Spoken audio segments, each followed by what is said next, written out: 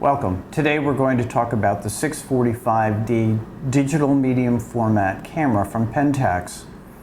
We've had the camera now for approximately 2.5 weeks, and I've been completely impressed by the camera's versatility, the quality of the images, the design and quality of the lenses compared to a number of commercially available DSLRs.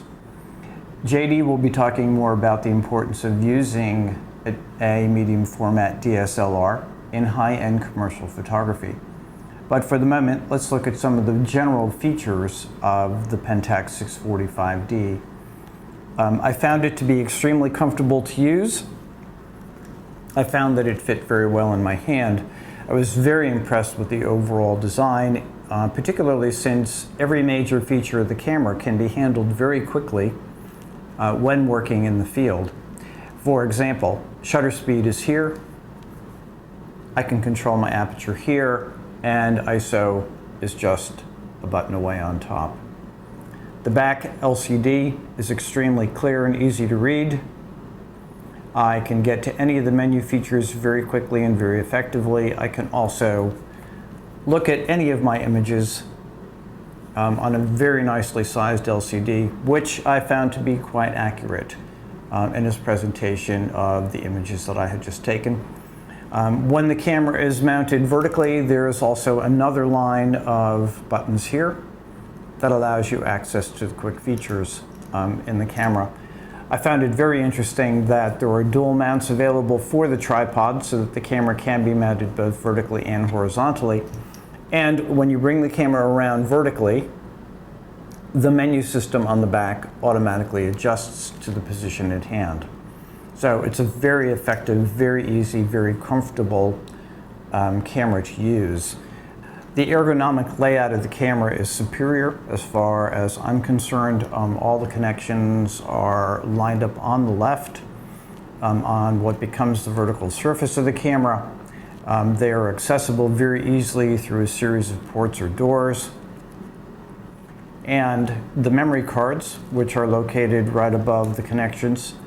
It supports 2 SD cards. I have used a pair of 16 gig cards. I was very impressed with the configuration options that are available. I can write the same image to both cards at the same time. I can turn either one of them off. I can write to one until it's full and then over to the other. So theoretically, with our 32 gig SD cards, we can hold up to 64 gigs of raw images, which is more than sufficient for most of the jobs we're likely to engage in. In terms of overall capacity of the camera, while it is not as fast as a DSLR, of course, we're talking about a 40 megapixel camera, the time to write to the cards, because they are SD, is considerably longer than we experienced on our Canon 1DS Mark II and III. However, there is a substantial buffer. At one point, I had taken 8 images, not in rapid fire, but fairly quickly, and was able to continue to write to the cards before I filled up the buffer. We're talking about approximately 50 megs per raw image, which translates into about 150 meg TIFF when processed. JD, would you like to talk about some of the benefits of medium format technology for commercial photography? Some of the advantages of using a medium format camera for commercial photography over a DSLR is you have a larger sensor, therefore the pixels are more spread out. You have a much clearer overall image with less noise and a lot cleaner pixel detail. Another advantage of using a medium format camera for commercial work is that it far exceeds any DSLR on the market in the ISO range of 100 to 800 as far as dynamic range. You can capture more detail in the highlights and shadows versus a DSLR. It's more versatile in complex lighting scenarios.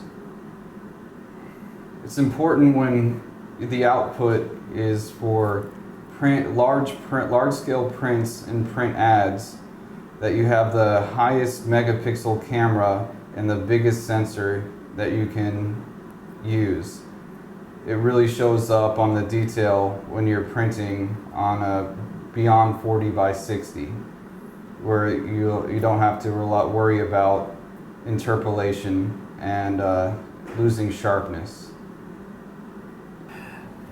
One of the things that I'd like to point out before I talk more specifically about the Kodak sensor and the importance of a larger sensor for commercial photography is the attention to detail on the camera. I can truly say that every feature that I needed to access was laid out logically and made perfect sense. Even the smallest details, it's not on right now because we were showing the hot shoe. But typically when you get the camera and when we're not using the hot shoe, there is an insert that covers the pins. As you can see from the way that I'm handling it, ergonomically, the hand grip is really good. My fingers wrap around it naturally and I can get to the f-stop quickly, or to the shutter speed quickly. There is a test fire position here, which allows me to simulate the scene. Also very good.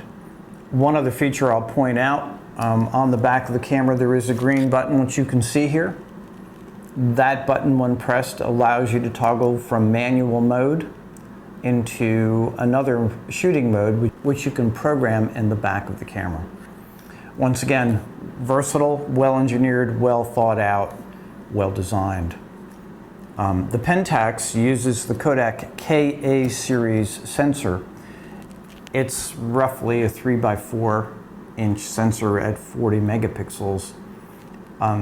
The ongoing problem in engineering the DSLR world is the more megapixels that we add to the sensor, the more complex it becomes to get the light onto the photo sites. As a result, noise, distortion, incorrect coloration, the list of potential problems goes on. This is one of the reasons why a major manufacturer recently released a flagship DSLR that actually went to fewer megapixels on the sensor in order to both shoot at a higher ISO and be able to correct some of the image problems. 40 megapixels on the Kodak KA sensor seems to me a perfect fit. The colors are clear and crisp, and I would say extremely natural, more so than any sensor that we've used or tested thus far. The image size is quite large. In native format at 72 DPI, you're looking at roughly 76 inches by 105, approximately 3 times the size as a TIFF of our Canon 1DS Mark III. So in terms of working in a high-end commercial environment, a well-designed camera with an excellent sensor that produces very true color. All the settings in the camera that are available on the back that you see here can be viewed up here.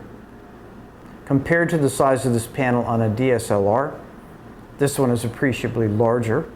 I found it very easy to use and to read in the field. 2 other quick points.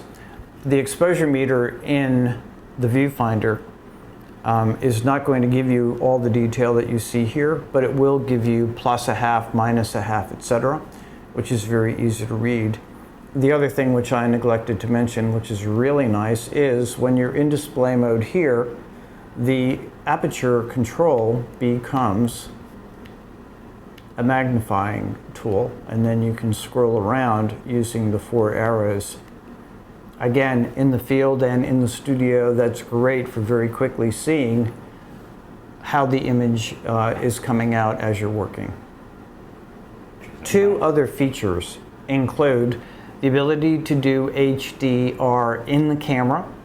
Keep in mind, however, that that's limited only to JPEGs, and highlight control is also built in. However, highlight control will not allow you to go below an ISO of 200. Some of the important features on this camera for shooting commercial with strobes or flashes You have your easy accessible sync cord attachment right here, and right in the back of the camera is where your port where you can shoot wirelessly or remotely with this camera. Right up here on top you can slide your multi-max and it works seamlessly with your strobe system. If we look at the lenses for a minute, they all come with very nice hoods.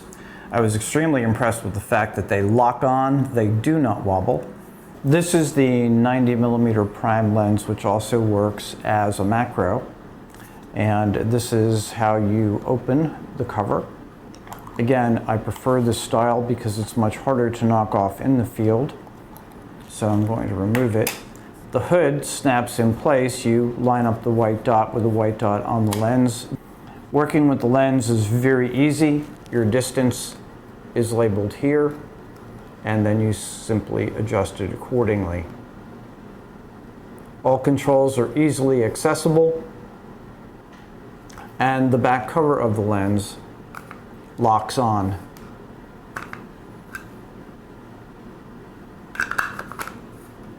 Again, I found the lens to be very smooth, very accurate, and I very much was impressed with the quality of the images that they produced. Looking at the 50mm lens, the mount is very well designed on all of the Pentax cameras. It locks in very tightly, so there's no chance of dirt getting in. Once again, the control features are easy to use. The movement of the lens is very smooth. I found adjusting it very accurate. And the hood, as we mentioned, has a little access panel which can be removed if you need to access some of the controls.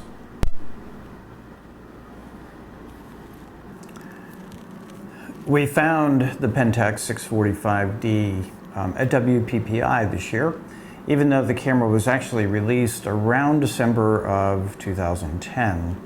And despite the fact that its technology is now technically nearly 3 years old, we have yet to find any other camera in the field that can produce both the quality of the images and match the features of the 645D. This is particularly true when one considers that, all things being equal, it has a very reasonable street price. Lenses are available specifically for the 645D, which we recommend because they're designed for the larger sensor. Of all the cameras that we've used, we've had the pleasure of working with a number that have been extremely impressive.